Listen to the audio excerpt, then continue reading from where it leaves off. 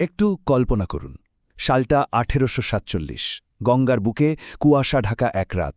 সারি সারি 24টা বজরা নিয়ে রানী রাসমণি চলেছেন কাশী। কিন্তু সেই রাতেই যে এমন এক ঘটনা ঘটবে যা বাংলার আধ্যাত্মিক ইতিহাসকে চিরদিনের জন্য বদলে দেবে, তা কে জানত?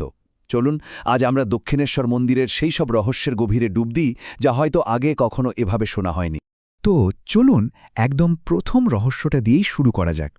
আচ্ছা, যে জায়গায় আজ এত বড় একটা মন্দির, সেই পবিত্র জমির এমন একটা অদ্ভুত নাম কেন ছিল? সাহেবান বাগিচা। কি লুকিয়ে আছে এই নামের পেছনে? শুধু তাই নয়, কেনই বা বলা হয় যে এই জমির মাটির সাথে জড়িয়ে আছে তান্ত্রিকদের সব সাধনার মতো সব গা শিউড়ে ওঠা কাহিনী? ভাবা যায়?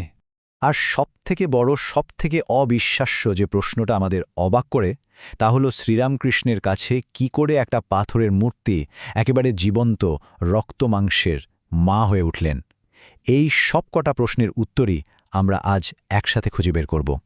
গল্পের শুরুটা হয়েছিল কিন্তু সেই কাশী যাত্রার রাতে।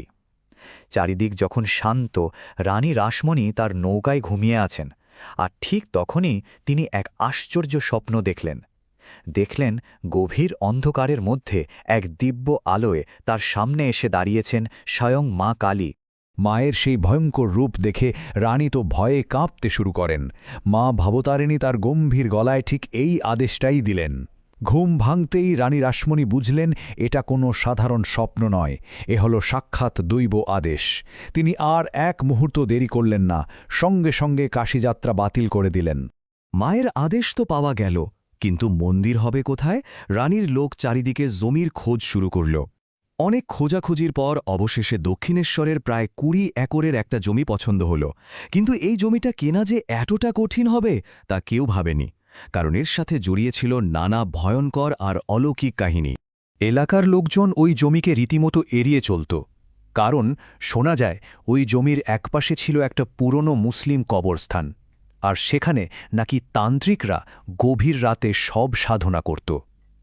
লোকেদের বিশ্বাস ছিল ওই জমিতে অতৃপ্ত আত্মারা ঘুরে বেড়ায়, তারা কাউকে শান্তিতে থাকতে দেবে না।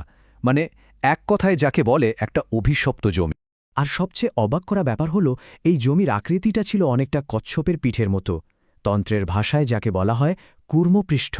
তান্ত্রিকরা বলেন এই ধরনের জমিতে সাধনা করাটা অনেকটা ধারালো তরোয়ালের উপর দিয়ে হাঁটার মতো। একদিকে যেমন খুব তাড়াতাড়ি সিদ্ধিলাভ করা যায়, তেমনি সামান্যতম ভুলে নেমে আসতে পারে সাংঘাতিক সর্বনাশ। কিন্তু রানী রাসমণি জানতেন শ্মশান বা গোরস্থানই তো মায়ের থাকার সবচেয়ে প্রিয় জায়গা।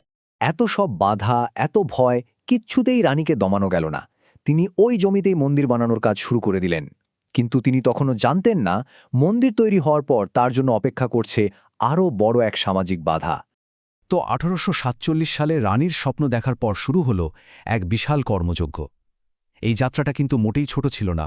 টানা 8-8টা বছর ধরে চলল এই বিশাল মন্দির তৈরির কাজ। অবশেষে 1855 সালের 31শে মে স্নান যাত্রার পুণ্যতিথিতে ভক্তদের জন্য মন্দিরের দরজা খুলে দেওয়া হল। একবার ভাবুন তো, সেই আমলে 9 লক্ষ টাকা, আজকের দিনে যার মূল্য কয়েকশো কোটি টাকারও বেশি। এই বিশাল নবরত্ন মন্দির তৈরি করতে তখন এই বিপুল পরিমাণ অর্থ খরচ হয়েছিল। এ থেকেই বোঝা যায় রানীর সংকল্প কতটা দৃঢ় ছিল। কিন্তু মন্দির তো প্রতিষ্ঠা হল, আসল সমস্যাটা এলো এরপর। রানী রাসমণি তথাকথিত নিচু বর্ণের হওয়ায় সেই সময়ের কোনো উঁচু জাতের ব্রাহ্মণ তার মন্দিরে পুজো করতে রাজি হলেন না। ভাবুন একবার, যার চেষ্টায় এত বড় একটা মন্দির তৈরি হল, তাকেই কিনা এই বাধার মুখে পড়তে হচ্ছে। মন্দির প্রতিষ্ঠা হয়েও বন্ধ হয়ে যাওয়ার জোগাড় হল।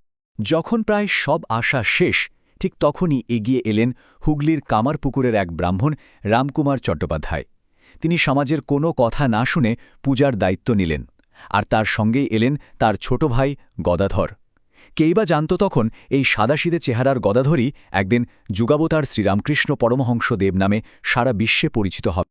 দাদার মৃত্যুর পর মন্দিরের প্রধান পুরোহিতের দায়িত্ব এসে পড়ল গদাধরের কাঁধে, আর এখান থেকেই শুরু হল দক্ষিণেশ্বরের ইতিহাসের সেই অধ্যায় যা আজ মানুষকে অবাক করে দেয়, ভাবায়।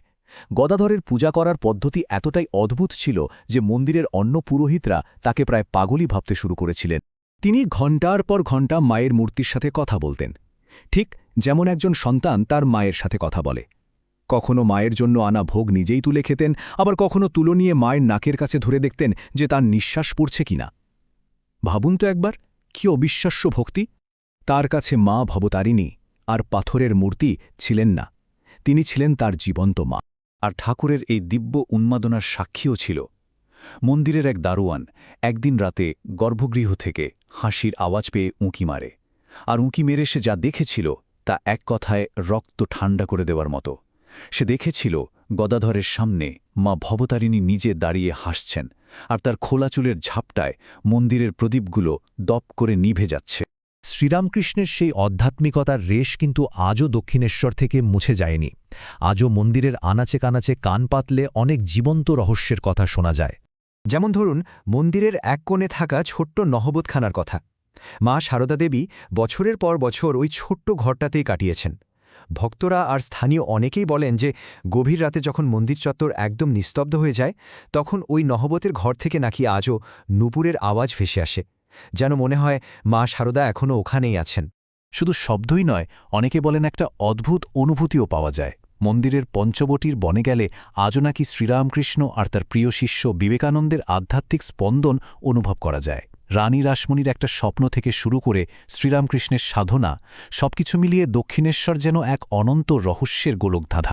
এই সব ঘটনা, এই সব বিশ্বাস দক্ষিণেশ্বরকে শুধু একটা মন্দির রাখেনি, করে তুলেছে এক জীবন্ত রহস্য। আচ্ছা, আপনারও কি কখনো দক্ষিণেশ্বরে গিয়ে এমন কোনো অদ্ভুত বা অলৌকিক অনুভূতি হয়েছে?